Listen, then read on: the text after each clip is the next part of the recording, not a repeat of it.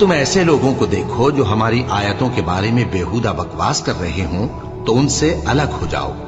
یہاں تک کہ وہ اور باتوں میں مصروف ہو جائیں، اور اگر یہ بات شیطان تمہیں بھلا دے تو یاد آنے پر ظالم لوگوں کے ساتھ نہ بیٹھے رہو، اور پرہیزگاروں پر ان لوگوں کے حساب کی کچھ بھی جواب دہی نہیں،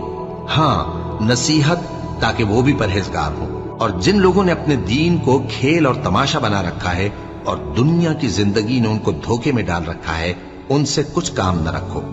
ہاں اس قرآن کے ذریعے سے نصیحت کرتے رہو تاکہ قیامت کے دن کوئی اپنے اعمال کی سزا میں ہلاکت میں نہ ڈالا جائے۔ اس روز اللہ کے سوا نہ تو کوئی اس کا دوست ہوگا اور نہ سفارش کرنے والا،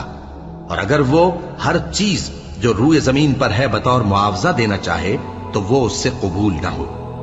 یہی لوگ ہیں کہ اپنے اعمال کے وبال میں ہلاکت میں ڈالے گئے، سو ان کے لیے پینے کو کھولتا ہوا پانی اور دکھ دینے والا عذاب ہے، اس لیے کہ کفر کرتے